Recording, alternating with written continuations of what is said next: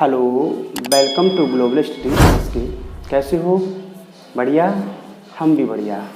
आज हम टॉपिक पढ़ाएंगे मानव पाचन तंत्र। मानव पाचन तंत्र में हम ये पढ़ेंगे कि कैसे मानव में पाचन तंत्र का कैसे कार्य करता है पाचन तंत्र।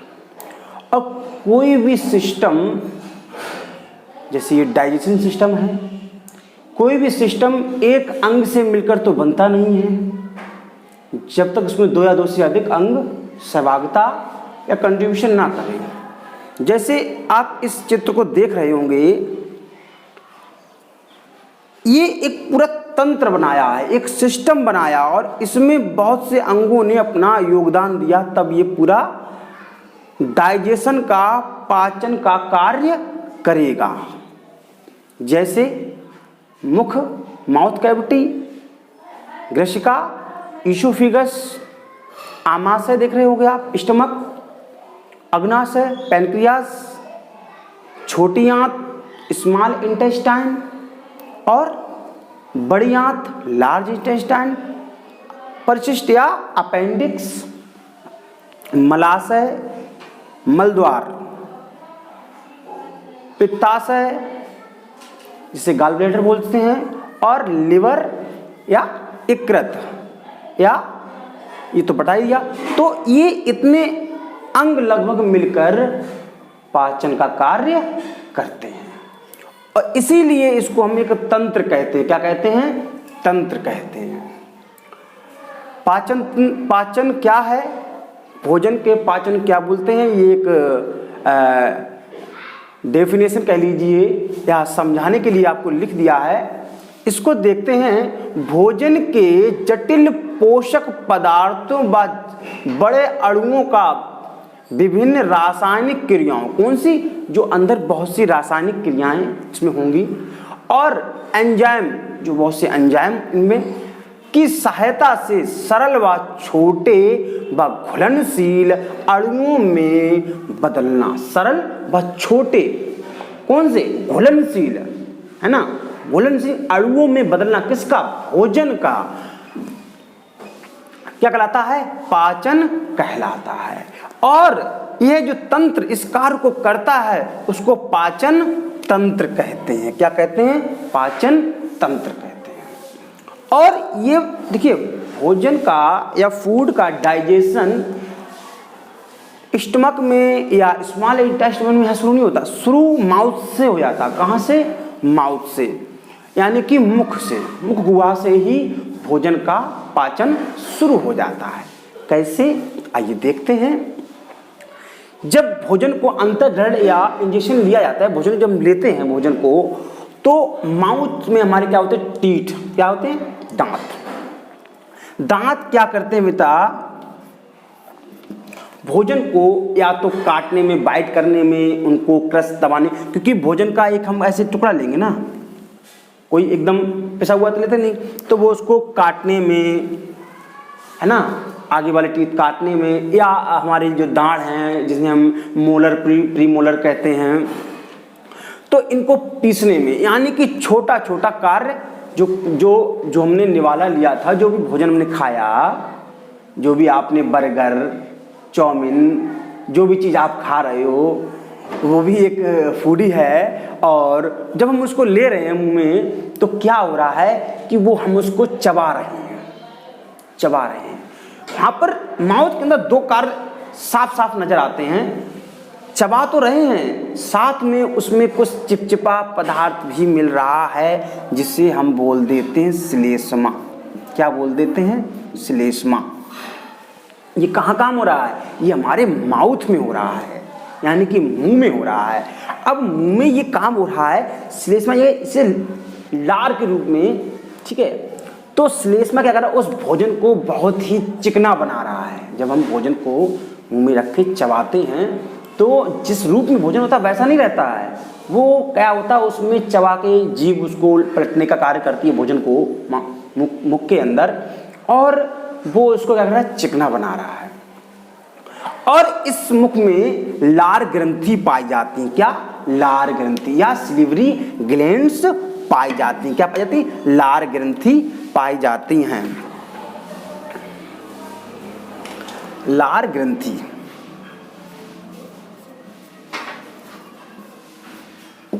और ये लार ग्रंथि कितनी होती हैं? 3 जोड़ी। कितनी? 3 जोड़ी। ठीक है, 3 पेयर। कितनी? 3 पेयर होती हैं ग्रंथि।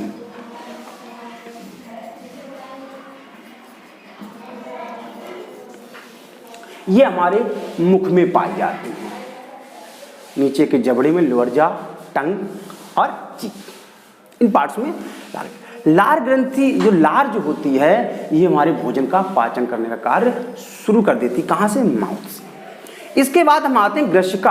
आप अभी भोजन यहाँ था हमारा, फिर हम कहाँ बेटा पहुँच गए? अब हम पहुँच गए ग्रसिका में, जिसे हम बोलते हैं ईसोफेगस।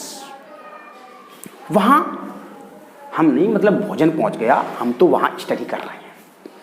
तो यहाँ पर भोजन अभी आपका यहाँ था, अब भोजन पहुँच गया यहाँ, और यहाँ एक संकुचन की क्रिया शुरू होती है, और वह क्रिया भोजन को नीचे ढकेलने में सहायता करती है। क्योंकि भोजन के तो ना तो बेचारे के पैर हैं,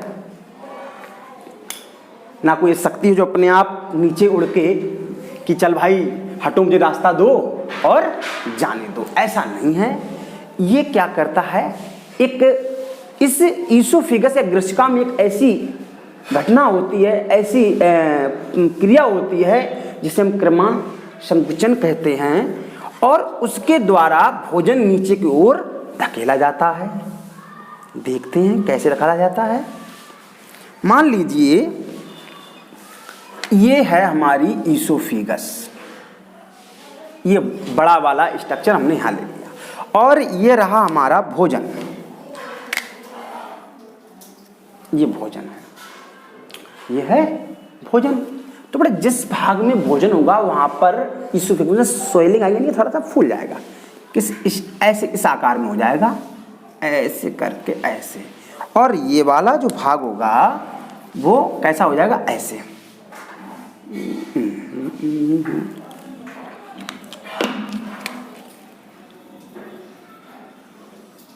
ये ऐसे, यानी कि ये वाला भाग थोड़ा सा ऐसे होगा, ये आपकी ये वाला भाग इतना फूला हुआ। अब यहाँ पर ये क्या होगी? ऐसे करके इसको दबाने का प्रयास करेगी, इस भाग को, और जैसे ही कोई भी चीज़ हम पकड़ते हैं अगर उसे ऊपर से दबाएं वो अपने आप आगे तरफ भाग जाएगी। तो जब इसको ये दबाते हैं तो भोजन बेचारा कहता है मुझे आगे जाने दो, ऊपर से लग रहा है धक्का। अब जब धक्का लगता है तो इस क्रिया के द्वारा भोजन आगे की ओर जाता है। ये कहाँ होता है? हमारी ग्रसिका में होता है। अब हमारा भोजन पहुंच जाएगा कहाँ पर? स्टमक में। कहाँ? स्टमक में, जिसे हम आमाशय बोलते हैं। आमाशय देख रहे हो आप? तो अब भोजन जो आ गया हमारे आमाशय में या स्टमक में, हमने ये देख लिया, इसको हटा देते हैं। चलिए, अब भोजन आमाशय में आया और यहाँ पर ये रहा, जिसे हम स्टमक कहते हैं। इसमें एक प्रकार के जिसे बोलते हैं गैस्ट्रिक जूस, क्या बोलते हैं? गैस्ट्रिक जूस बोलते हैं, और या बोलते हैं जठर रस। क्या बोलते हैं? जठर रस। जठर रस स्रावित होता है इसके अंदर, स्टमक के अंदर, और जिसे हम बोलते हैं क्या? गैस्ट्रिक जूस भी बोल सकते हैं। Gastric juice. ये कहाँ? स्टमक की बात हो रही है, आमाशय की बात हो रही है। जब इसके अंदर हमारा ग्रसिका के द्वारा भोजन जब इसके अंदर पहुंचता है, जैसे स्ट्रक्चर से बोलते हैं, थोड़ा सा घुमा हुआ होता है। और यहाँ पर क्या करता है? ये भोजन को पाचन में ये भी सहायता करता है। इतना ही नहीं, इसमें इसी स्टमक की बात करें हम, जिसे स्टमक की बात करें, और इसमें क्या पाया जाता है, इसमें पाया जाता है HCl, हाइड्रोक्लोरिक अम्ल। इस आमाशय में पाया जाता है, जो इस में जो भी भोजन के साथ छोटे छोटे जर्म चले जाते हैं उनको भी नष्ट करने का कार्य करता है। और इसमें कुछ एंजाइम पाए जाते हैं जिसका नाम है पेप्सिन, क्या है, पेप्सिन,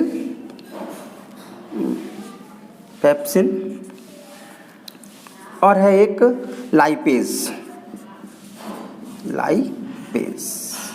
ये सब कहाँ पाए जाते हैं, ये सब पाए जाते हैं स्टमक में, यानी कि आमाशय में आपके पाए जाते हैं। कहाँ पाए जाते हैं, आमाशय में पाए जाते हैं। इसके अंदर जठर रस, जिसे हम गैस्ट्रिक जूस बोलते हैं, HCl, हाइड्रोक्लोरिक अम्ल या हाइड्रोक्लोरिक एसिड, इसे क्या बोलते हैं, पेप्सिन और लाइपेज। ये कहाँ पाए जाते हैं, ये हमारे स्टमक में पाए जाते हैं, ठीक है, आमाशय में पाए जाते हैं, जो भोजन का पचाने का कार्य करते हैं। अब हम आगे चलते हैं, स्मॉल इंटेस्टाइन की ओर, क्षुद्रांत की ओर चलते हैं, या छोटी आंत की ओर चलते हैं। और छोटी आंत, कहने के लिए इसका नाम छोटी आंत है, लेकिन काम इसका बहुत बड़ा है।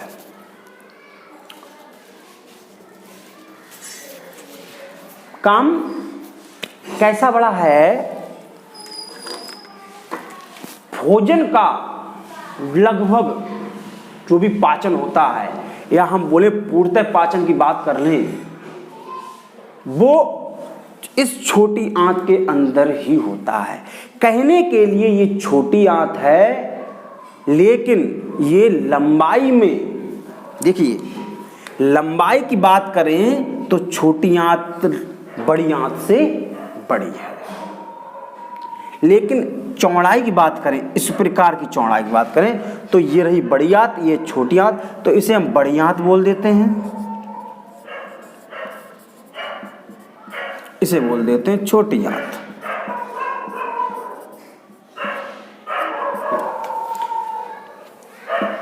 छोटी आंत क्यों, ये तो बना दिया जाए तो बहुत ज्यादा कॉम्पैक्ट उसमें होता है, और इसमें भोजन का लगभग पूर्णतः पाचन इसी में होता है।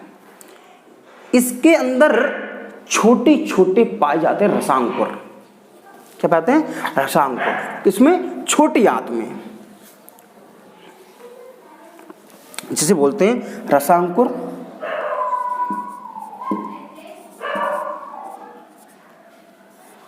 जिन्हें बोलते हैं वेलाई, क्या बोलते हैं, फिलाई। ये छोटी आंत का हम इतना सब कोई भी कटिंग पीस ले लें बेटा, तो आप पाएंगे कि मान लीजिए ये छोटी आंत है, मैंने इसको थोड़ा सा बड़ा रूप में लिया है, और इसके अंदर छोटे छोटे फिंगर लाइक स्ट्रक्चर, उंगलियों के आकार की कुछ आकृति आपको मिलेगी, और वो कुछ इस प्रकार की होंगी।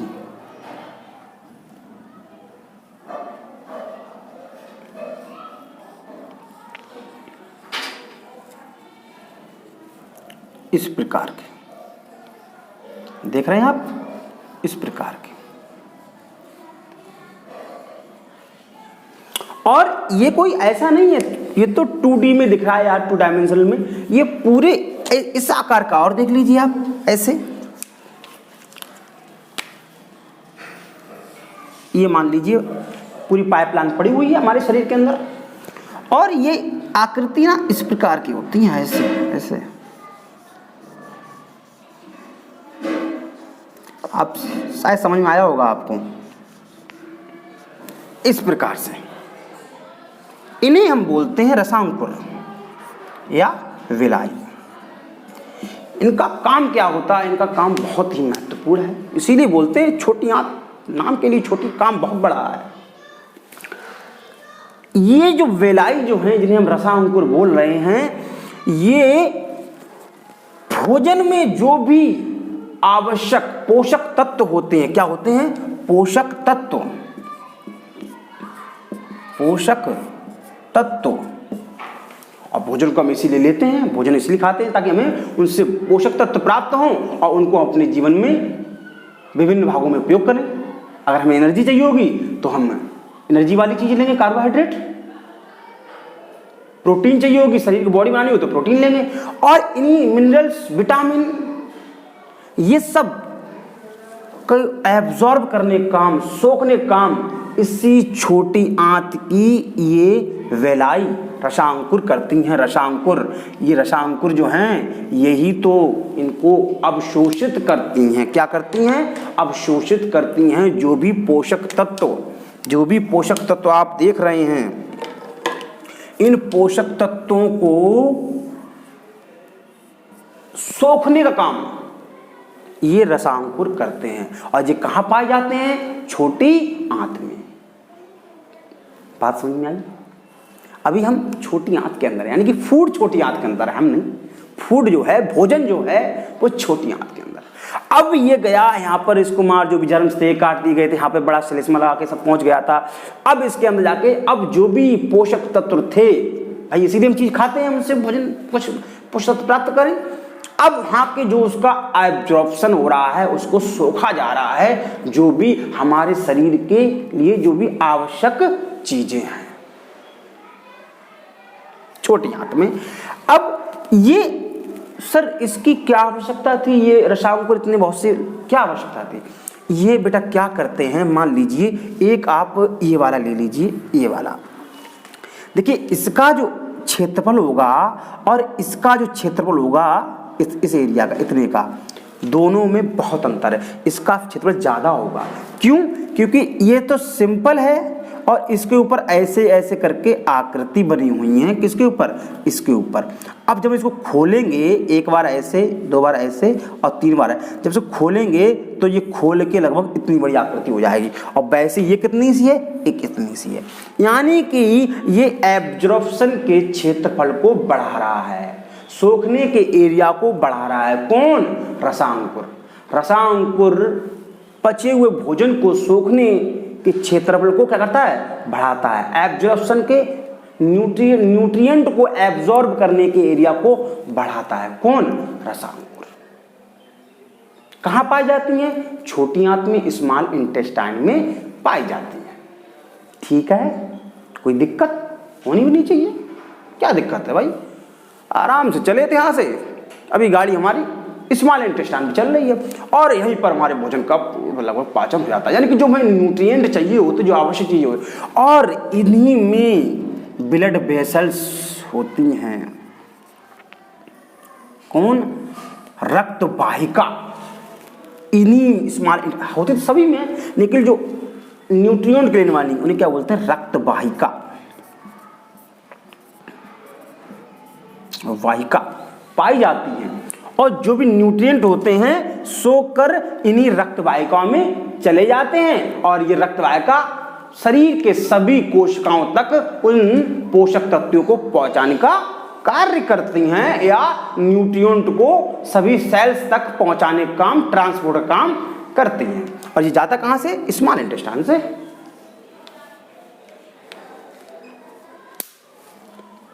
ठीक है, इतनी बात तो समझ गए होंगे। अब हमारा पदार्पण होगा, यानी कि भोजन का पदार्पण होगा लार्ज इंटेस्टाइन में। किसमें? लार्ज इंटेस्टाइन, बड़ी आंत में। कहने के लिए बड़ी, वैसे साइज में जो आकार है वो तो बड़ा बड़ा है, लेकिन लंबाई में छोटी है, छोटी आंत से। लेकिन बड़ी इसलिए क्योंकि आप देख रहे होंगे इतनी, इसके पैपिया जो है, जो नली है वो छोटी है, इसका डायमीटर इतना सा है और बड़ी आंत का बड़ा है, इसलिए। अब चलते हैं, तब तक हम इस चीज को हटा दें, कोई दिक्कत नहीं। ओके, चलिए। रसांकुर आप लिख सकते हैं, कोई दिक्कत नहीं, बता दिए सब कुछ। ओके, चलिए चलिए, हम बड़ी आंत की बात करेंगे।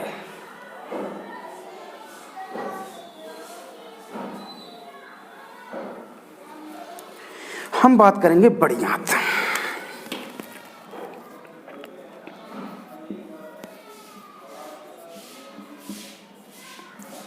बड़ी आंत की बात करेंगे। यानी कि भोजन यहाँ तक आया, अब चल चल के भोजन जो है आपका यहाँ से अब इसके अंदर जा रहा है। अब बड़ी आंत में क्या होता है, जो चीज हमारे लिए आवश्यक थी वो हमने सब कहाँ सोख ली, छोटी आंत में। अब आए बड़ी आंत में। बड़ी आंत में पानी को सोखा जाता है, यानी कि एब्जॉर्ब किया जाता है पानी को। तब ये जो भोजन जो है यहाँ पे बहुत पतला था, यहाँ पे आके सेमी सॉलिड रूप लेता है, यानी कि अर्ध ठोस का रूप लेता है। कहाँ पर, छोटी आंत में। भोजन जो है अर्ध ठोस का रूप लेता है, अर्ध ठोस, अर्ध ठोस, अर्ध ठोस। कहाँ लेता है, यहाँ पर ठोस, इसके अंदर सेमी सॉलिड, सेमी सॉलिड इसके अंदर। क्योंकि नहीं तो फिर दस्त वाली प्रॉब्लम हो जाएगी। अगर ये बड़ी आंत काम नहीं करेगी, पानी नहीं, तो फिर तो दस्त होगी, सर्राटे चलने दो। तो ये और थोड़े बहुत न्यूट्रिएंट्स जो कुछ चीज़ें सोखने लायक हैं वो यहाँ पर सूख जाती है। ये हमारी बड़ी आंत का कार्य होता है। ठीक है, ये काम हमारी बड़ी आंत का होता है कि पानी को सोखना और उसको अर्ध ठोस के रूप में भोजन को बनाना। किसको, भोजन को बनाना है। हाँ, कि यहाँ तो एकदम पानी के रूप में था। हाँ। चलो इतनी हमने बात कर ली। रेक्टम यानी कि मलाशय तक पहुँचने से पहले हम इस परिशिष्ट या अपेंडिक्स के बारे में भी थोड़ी सी बात कर लें। आजकल इसका उपयोग बड़ा कम हो गया है, लेकिन थोड़ी सी बात कर लेनी चाहिए, थोड़ी सी बात कर लेनी चाहिए। ये क्या करता है, जिसे हम बोलते हैं अपेंडिक्स या परिशिष्ट। ये सेलुलोज का पाचन करता है। किसका, सेलुलोज। अब आप जानते हैं सेलुलोज किसमें पाया जाता है, सब जानते हैं। सेलुलोज जो भी पेड़ पौधे, हरे पेड़ पौधों में सेलुलोज पाया जाता है और उसका पाचन ये हमारे अपेंडिक्स का काम था, परिशिष्ट काम था। और आज कौन हरे पेड़ पौधे पत्ते कौन खाता है, सब पका हुआ भोजन खा रहे हैं, कच्चा तो कोई खा ही नहीं रहा है। तो इसका काम हो गया बहुत कम। कभी कभी ये बड़ा दिक्कत कर जाती है बेटा, तो उसका कभी ऑपरेशन भी कराया जाता है अपेंडिक्स का।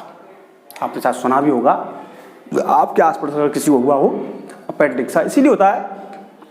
इसीलिए हमें सलाद वगैरह कुछ खाते रहने चाहिए ताकि ये भी थोड़ा कंट्रोल रहे। पूरा तला भुजा हर समय खाएंगे तो ऐसी समस्याएं एक नॉर्मल चीज आएगी, क्योंकि इसका भी हमारे शरीर में जो अंग है उनका उपयोग हो। हालांकि आज इसका उपयोग बहुत ही नॉर्मल से रह गया, क्योंकि आप इतना जान लीजिए अपेंडिक्स का उपयोग सेलुलोज के पाचन के लिए होता था। किसका, सेलुलोज के पाचन के लिए, पाचन के लिए होता। ठीक है, अब चलते हैं मलाशय, यानी कि भोजन पहुंच गया कहाँ, मलाशय में। जो भी पचा हुआ भोजन, जो भी आप वेस्ट मटेरियल बोल सकते हैं, भोजन तो नहीं रहेगा, क्योंकि जो भोजन तो मुझे बोलेंगे जहाँ से न्यूट्रिएंट प्राप्त होंगे। अब वहाँ से कोई न्यूट्रिएंट की आवश्यकता है नहीं, वहाँ से प्राप्त ही नहीं हुआ, इसलिए अब हम उसे वेस्ट मटेरियल कहेंगे या मल कहेंगे, इसलिए उसे मलाशय बोलते हैं, मल द्वार कहते हैं। अब रेक्टम में पहुंचने के बाद यहाँ पर टेम्परेरी स्टोर होता है। कैसा, टेम्परेरी, स्थायी रूप से स्टोर नहीं होगा। एक आध दिन बहुत ज़्यादा कोई कंट्रोलिंग पावर वाला होगा, वो 2 दिन कर लेगा, खाना खाएगा तो, नहीं खा रहा तो अलग बात है। और सुबह नित्य क्रिया के समय इसको हम बॉडी से बाहर कर देते हैं मल द्वार के द्वारा। तो इस प्रकार से मेरे प्यारे बच्चों, हम लोगों ने मिलकर इस पाचन तंत्र को समझने का प्रयास किया है। और आप और चाहते हैं ऐसे टॉपिक्स को और पढ़ना, तो आप कमेंट बॉक्स में कमेंट कर सकते हैं। हमारे चैनल अगर आपको अच्छा लग रहा हो तो आप इसे सब्सक्राइब भी कर सकते हैं। ज़्यादा अच्छा लग रहा हो तो दोस्तों भी भेज सकते हैं, और नहीं लग रहा तो कोई बात नहीं, मैं और प्रयास करूँगा। और बाकी ऐसे ही पढ़ते रहिएगा, इस चीज़ को दोबारा देखिएगा। हमने इसको बहुत ही कम समय में पूरा को पढ़ाने का प्रयास किया है, समझाने का प्रयास किया है। एक आप चाहो तो इसको और बता दें कि यहाँ पर भोजन, चलो ठीक छोड़ो, आगे वाला जब हम पढ़ाएंगे श्वसन तंत्र, उसमें इस टॉपिक को पढ़ाएंगे कि भोजन जाता है तो पेट में ही क्यों जाता है, लंग्स वाले यानी सांस नली वाले पार्ट में क्यों नहीं जाता, उस कौन सा ऐसा पार्ट होता है उसको हटाने का कार्य करता है। आप उसको एक बार बुक में देखेंगे भी, और जब हम उस टॉपिक को डालेंगे तो आप उसमें समझेंगे कि हमने ये बाकायदा आप समझाएंगे कि कैसे होता है। ठीक है, तो एंजॉय करिएगा, छुट्टियां तो चली रही हैं, साथ साथ पढ़ते भी रहिएगा और खूब एंजॉय करिएगा। बाय, थैंक यू बच्चों। चैनल को लाइक एंड सब्सक्राइब करें।